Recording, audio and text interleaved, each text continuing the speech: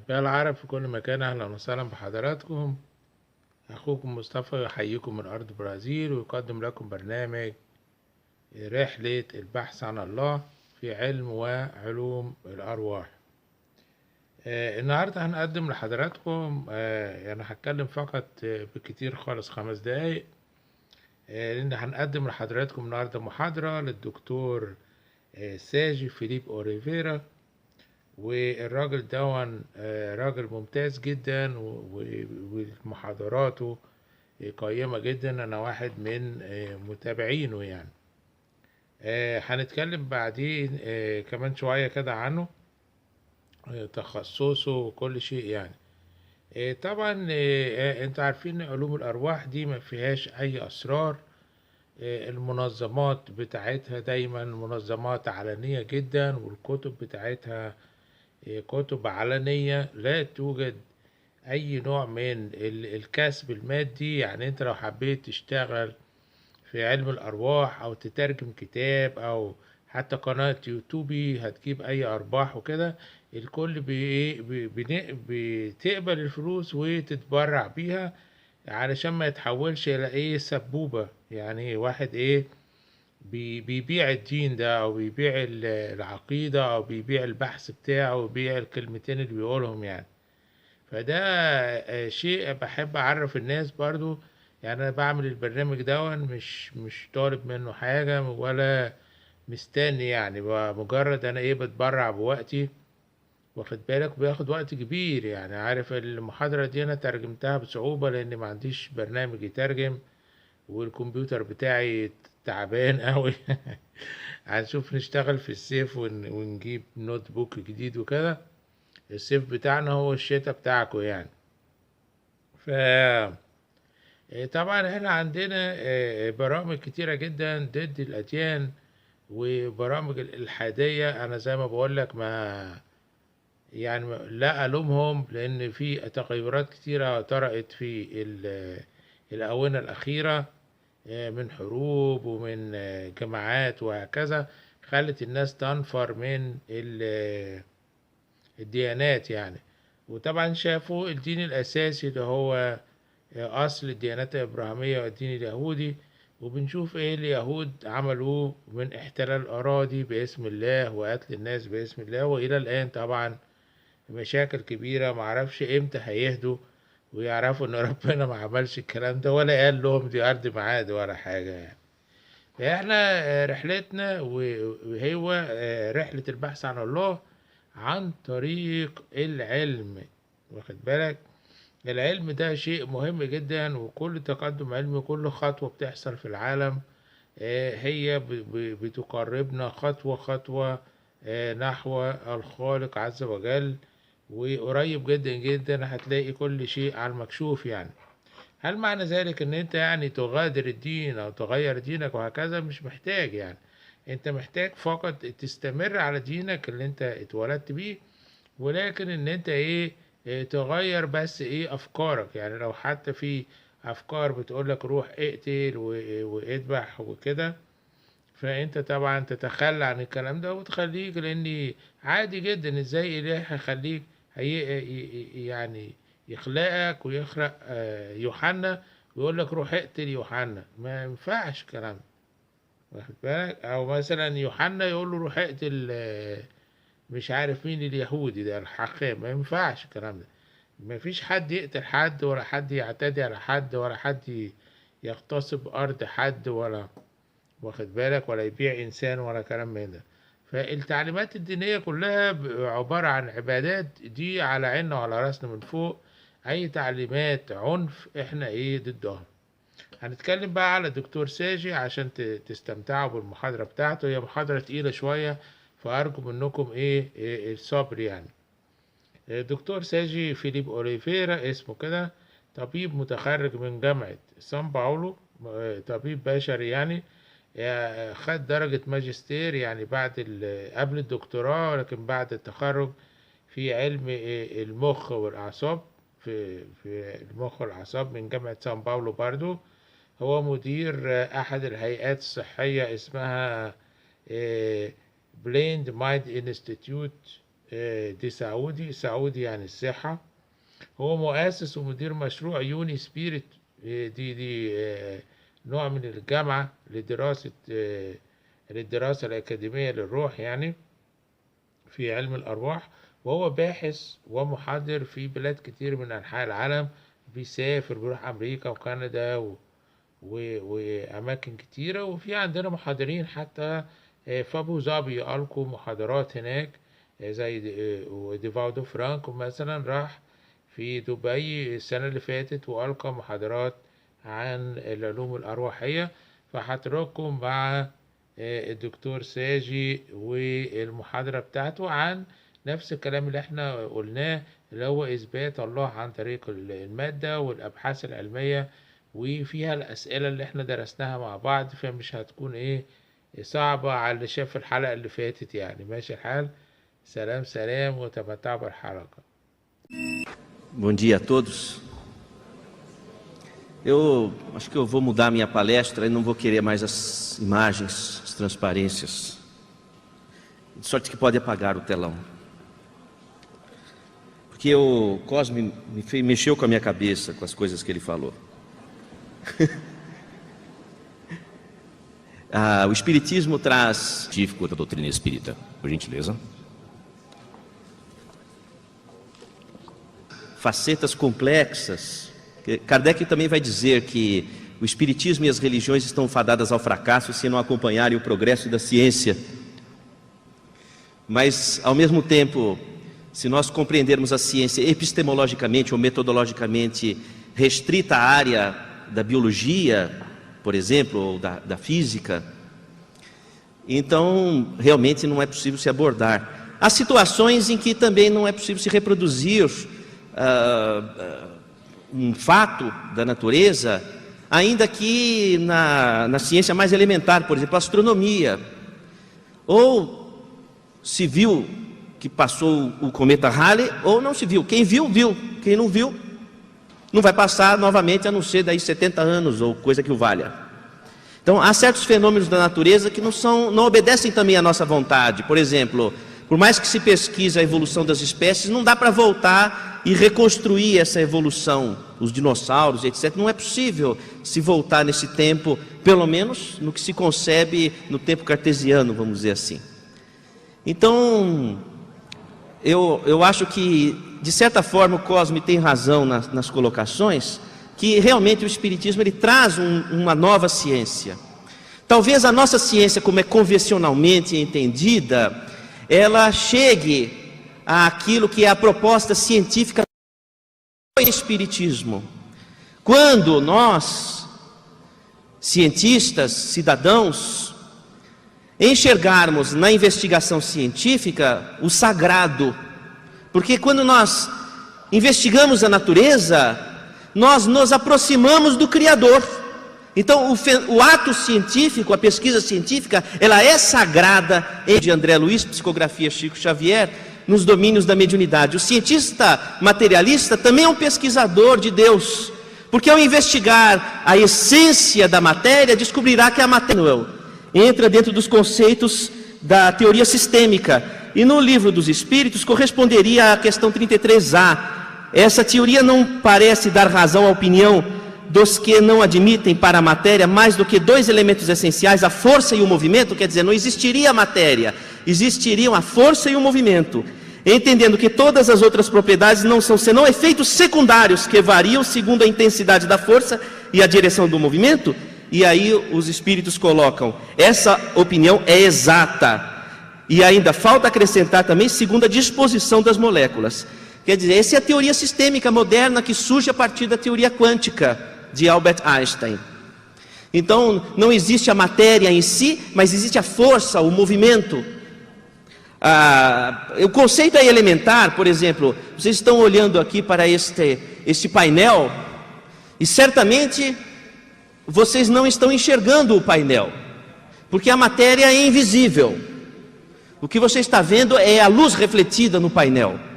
Se apagarmos a luz, não se vê mais. A matéria é invisível.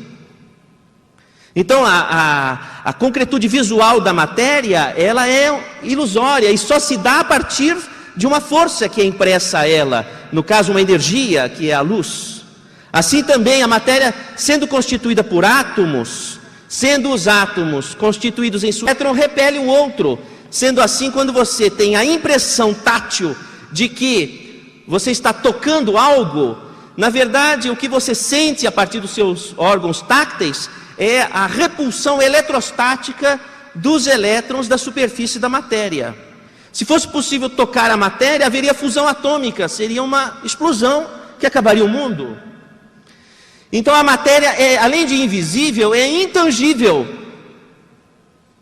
Sendo assim, o materialista acredita no que não vê e no que não toca.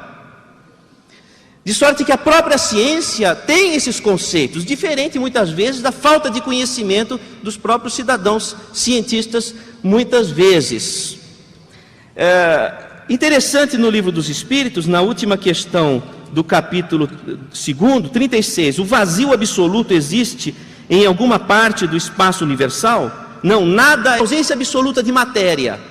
E a maior parte do vácuo, a grande maior parte do vácuo, se você colocar do átomo, se você colocar uma laranja no centro do Maracanã e ficar na última da geral, todo o espaço seria equivalente ao espaço que existe entre o núcleo atômico e o elétron.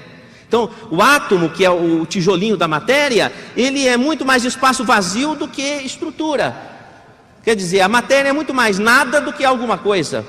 Agora, o Einstein dizia, existe uma energia que flutua no vácuo, ele chamava energia flutuante quântica do vácuo. Depois Dirac vai dizer, existe matéria subjacente ao vácuo atômico. E inúmeros laboratórios hoje nas universidades pesquisam o vácuo, entendendo que lá existe energia e que existe um universo de partículas, como colocou Dirac, que ganhou o prêmio Nobel, por exemplo, a física de hadrons e etc. Hoje se sabe que é esse espaço vazio que ostenta a maior parte da matéria. Então, é uma conclusão importante. Também na questão 34, as moléculas têm uma forma determinada, sem dúvida. E Kardec antecipa os estudos da cristalografia, que determinaram a fórmula das moléculas. Por exemplo, o DNA, o ácido desoxirribonucleico, quando em 52 ou 53, Watson e Crick desvendaram a estrutura do DNA. Então é a forma da molécula, que hoje se conhece, ele previa isso. Questão 33, a mesma matéria elementar é suscetível de passar por todas as modificações e adquirir outras propriedades? É o que hoje faz a física, por exemplo, nos aceleradores lineares de partícula, quando desmontam e montam o átomo, os átomos, desmontam as subpartículas e remontam. Também na questão 30, a matéria é formada de um só elemento ou muitos, de um só elemento primitivo, e a física está buscando qual é a partícula essencial. Prova disso é a teoria das supercordas, que hoje já tem representações experimentais concretas. A teoria das supercordas tenta unir a mecânica quântica com a teoria da relatividade. A mecânica quântica vai lidar com o infinitamente pequeno, e a teoria da relatividade geral com o infinitamente grande. Essas equações têm que se encontrar no mesmo ponto. Então a física está buscando isso, a teoria das supercordas permite isso. Só que ao calcular essa integração do micro com o macrocosmo na natureza, a ciência descobriu que existem pelo menos 11 dimensões no espaço, e que nessas dimensões existe matéria, mas matéria em outra vibração. E inclusive na Universidade de Stanford eles vão chamar de matéria quintessenciada. É o que vocês vulgarmente conhecem como energia escura, porque a nossa luz não ilumina as outras dimensões.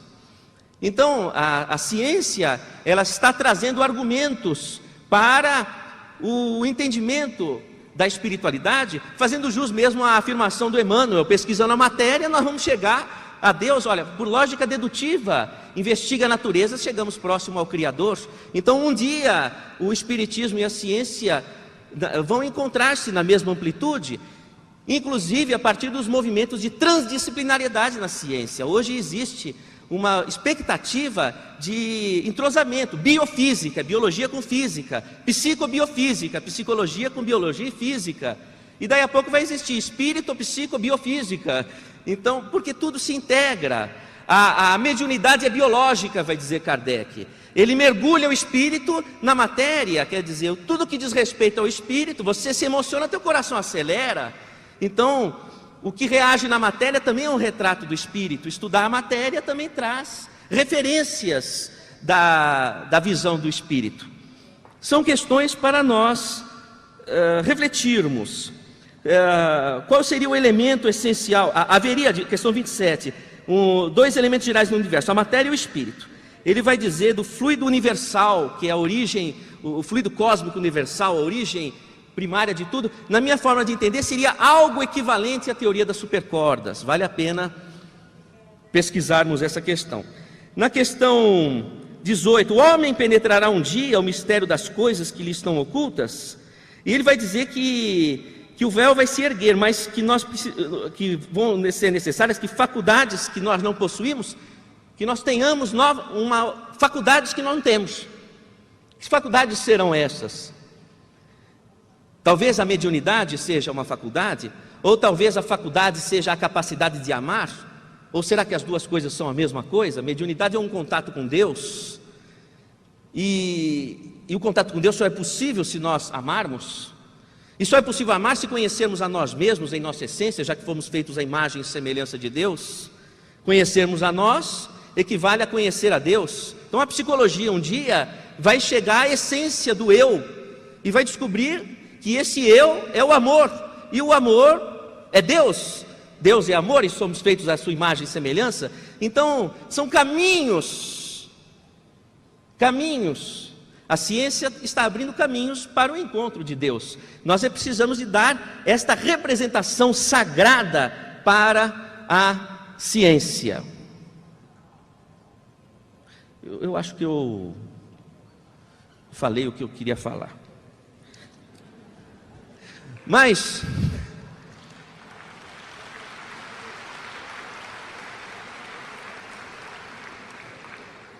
eu fico refletindo, meus caros irmãos, e não seria possível chegarmos até Deus se não nos enxergarmos como irmãos. A ponte que nos leva a Deus é essa sociologia da fraternidade.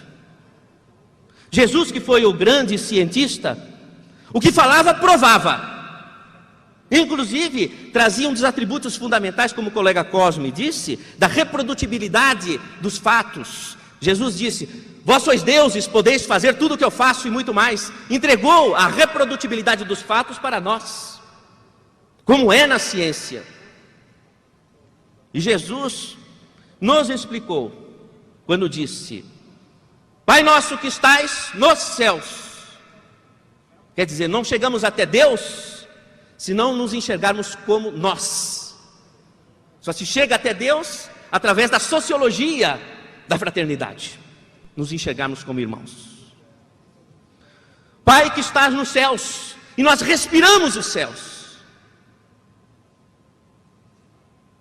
porque o céu é a atmosfera, porque o que enxergamos é o filtro da atmosfera. Pai, se é pai, resgatamos o conhecimento da psicanálise. O pai coloca o filho no mundo, a mãe é o berço. Pai que estás nos céus, o pai que nos leva a vivermos, expulsos do paraíso, caminhe com suas próprias pernas, mas nos deu a mãe, o berço da evolução do espírito. A filogênese é a ontogênese do espírito. A mãe natureza, a deusa Gaia, é o berço do nascimento da alma, do nascimento do espírito. Pai nosso que estás nos céus, tua vontade seja feita, aqui na terra como nos céus. Então tudo está integrado, da molécula da pedra até o homem, do espaço sideral, de todas as galáxias, aqui na terra como nos céus. É o mesmo Deus, é a mesma energia de amor. Como? Estudando essa energia de amor. Não vamos enxergar Deus, seja pesquisando um grão de feijão, pesquisando a maior das galáxias, ou pesquisando a essência do que rege o coração humano. Tudo ministrado por Deus.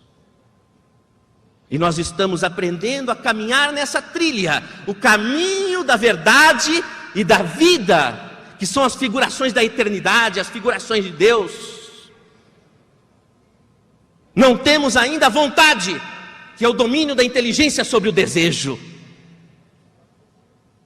E enquanto não temos a vontade firme, que é implacável e que nos direciona para os ideais superiores da vida, Senhor, que a tua vontade seja feita, porque se eu fui feito à tua imagem e semelhança, o que é a minha vontade em essência e que eu não encontro em mim, é a tua vontade. E se não me encontro em mim por falta de distância focal, como quando encostamos um livro na cara, não conseguimos ler as suas letras, que eu possa encontrar-me em ti, projetando o meu self e entendendo-me em ti.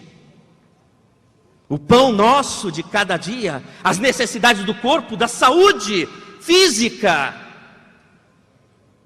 mas também a saúde do espírito, a sabedoria, dar-nos hoje, é a integração, corpo, espírito, espírito, matéria, tudo como expressões das necessidades nossas, enquanto aqui estejamos, na deusa Gaia, no berço, que é a figuração, é a instância, é o caminho de nossa evolução. E nessa caminhada, a consciência pesa, e a psicologia investiga as culpas. Senhor, liberta as culpas de minha consciência, me perdoa. Ainda assim, nessa caminhada, o meu coração está pesado, tenho mágoas, tenho ressentimentos, elementos da figuração do estudo da psicologia. Me ensina a perdoar aqueles que me ofenderam. O Evangelho e a ciência psicológica, procurando nos ensinar o passo a passo dessa construção do amor. Não me deixe, Senhor, cair nas tentações de minhas ilusões. Me ensina a enxergar a verdade. O que a ciência busca se não é a verdade? Seja no laboratório pesquisando as moléculas, seja no divã psicanalítico pesquisando a essência do ser. Me ensina a enxergar a verdade, me desfazer das ilusões, me liberta do mal, me faz enxergar que, se tudo na natureza foi construído por um Deus de amor, tudo é expressão do amor, é a matéria essencial, se podemos chamar assim, o elemento essencial de tudo. Essa energia, esse elemento chamado amor, tudo é feito do amor. E nesse amor estamos submersos, em teu reino, Senhor. Mas nos faça compreender, se uma pedra é amor, porque foi construída por um Deus de amor, eu também sou amor, ainda que seja um ser animado, também sou amor, como uma pedra é amor. Mas uma pedra não ama, assim que não ama é pedra. Só é vivo quem ama. Que nós possamos, Senhor, viver. E para viver que nós possamos movimentar nossa inteligência e nosso coração. Vamos formar, meus queridos irmãos. Este é um convite para a pequena e simplória casa espírita. Vamos fazer de nossos filhos, de nossos netos, cientistas do amor, pesquisadores da paz, aí encontrando o sagrado na natureza, para que possamos nos enxergar como os filhos do mesmo Deus, irmãos uns dos outros. De todas as conjecturas sofismáticas, não percamos de vista as possibilidades que temos de usarmos a inteligência aliada ao coração numa nova ciência do terceiro milênio, e da responsabilidade que temos de formarmos os nossos pequenos, para que no futuro tenhamos nas universidades, nos centros de pesquisa, um reencontro com Deus, uma volta ao paraíso, se podemos chamar assim, ou ao reino de Deus, porque a evolução é uma eterna trajetória à morada do Pai, e o Pai nos espera, felizes, dominantes, cônscios, mais do que ciência, consciência. Obrigado pelos ouvidos pacientes, que Jesus nos ilumine a todos.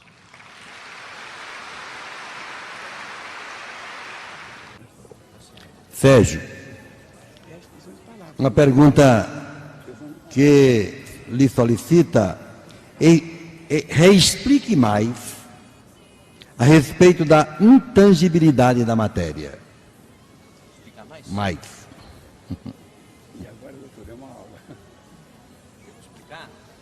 Reexplicar a intangibilidade da matéria. Puxa. Veja bem. Você conhece ímãs? Deve conhecer. E se você fizer uma brincadeira com os ímãs e colocar os ímãs no mesmo lado, da mesma polaridade, você concorda que eles se repelem? Concorda? Sim. Ok. Então o que acontece? A matéria é como se fosse formada, eu vou colocar assim, eu vou perder no rigor científico para ganhar na didática, tá bom? A matéria é como se fossem pequenos ímãs. O átomo é como se fosse um pequeno ímã. E dois pequenos ímãs de mesma polaridade, um repele o outro, tá certo? Então quando você toca uma mão na outra, o que você sente é a repulsão desses ímãs, a repulsão eletrostática, porque na verdade, se você for pôr o microscópio, existe um espaço entre uma mão e outra.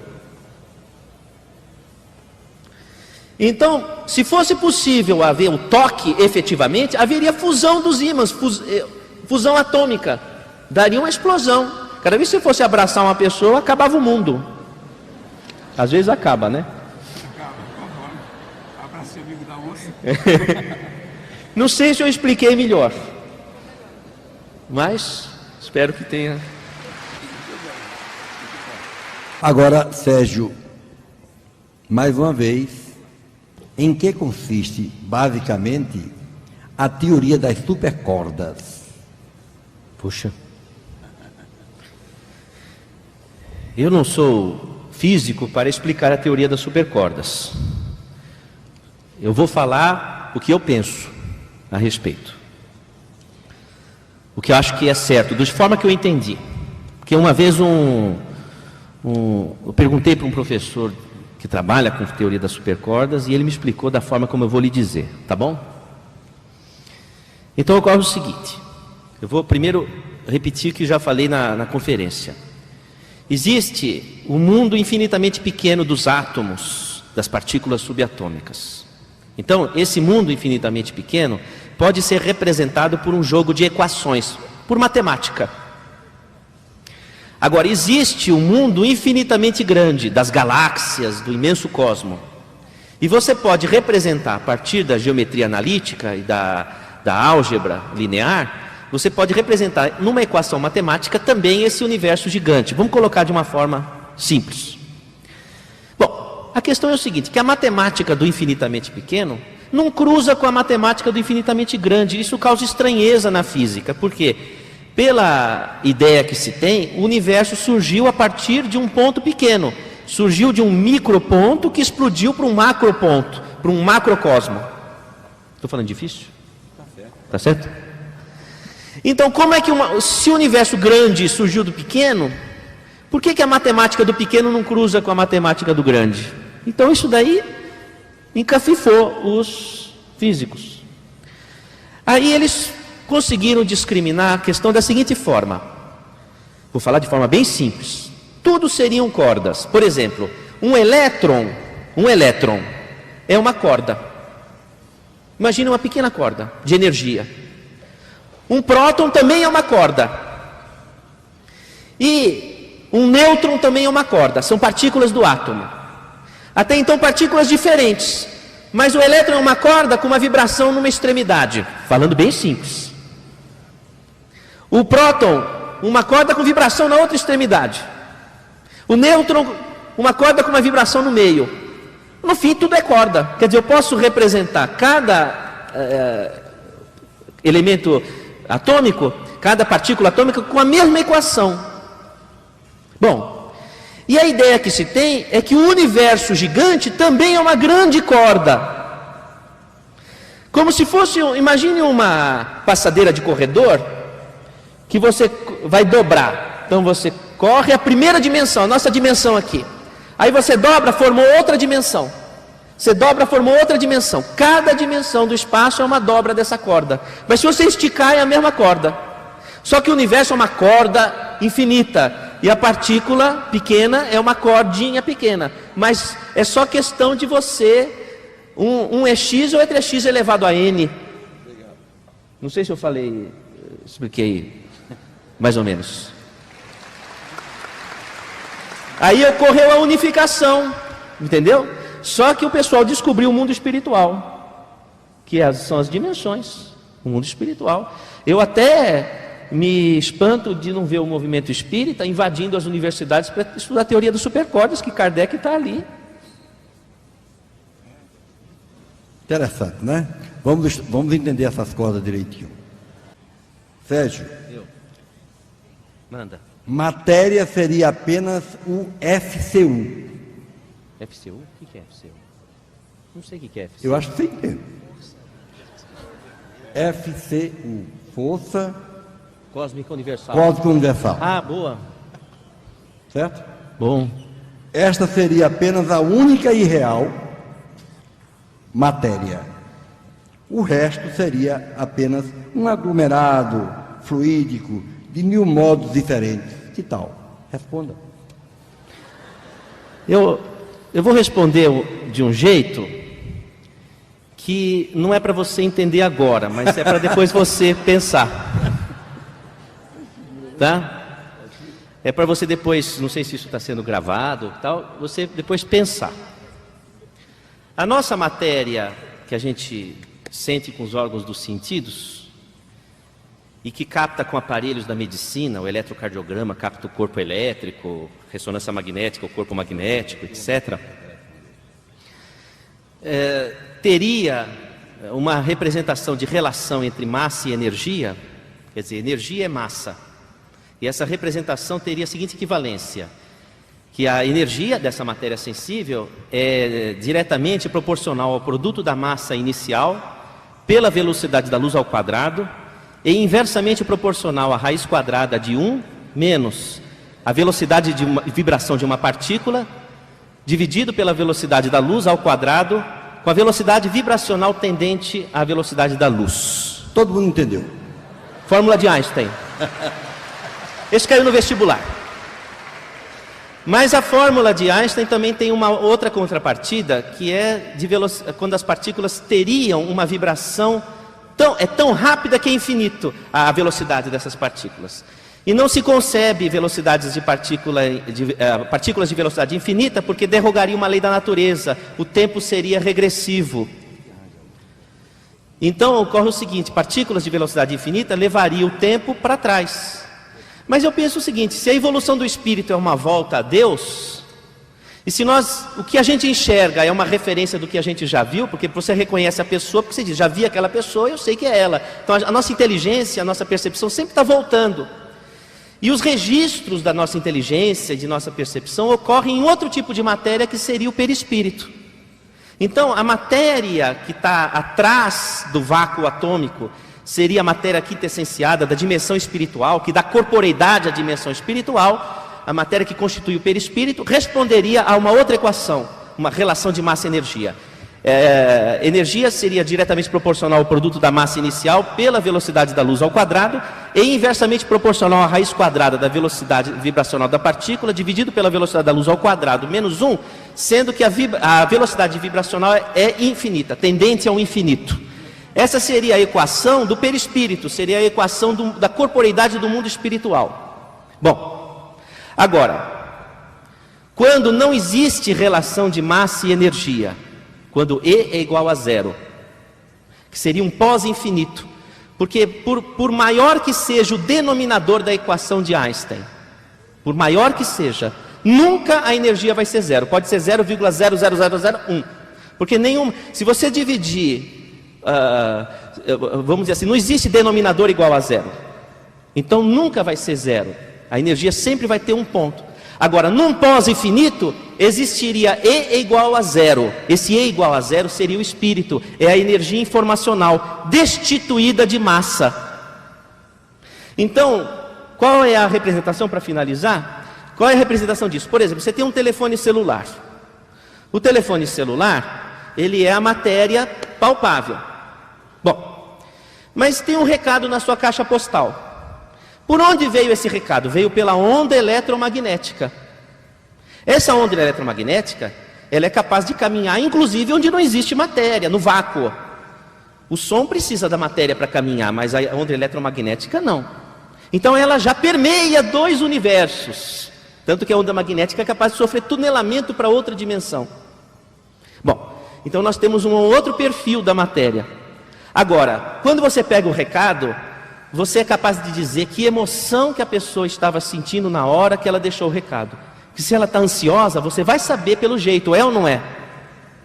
Porque naquela onda ficou impregnado uma energia do espírito, que é a energia informacional.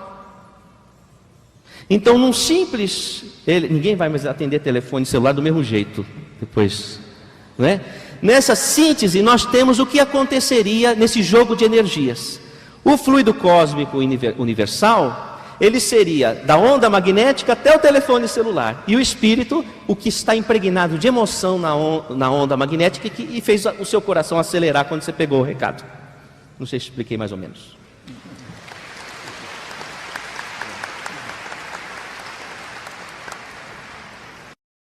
Desde pequenos, nós aprendemos muito, mas dúvidas e perguntas pairam sobre nossas cabeças. Quem sou? De onde vim? Para onde vou? Como explicar tantas coisas? São muitos os caminhos, são muitas as perguntas.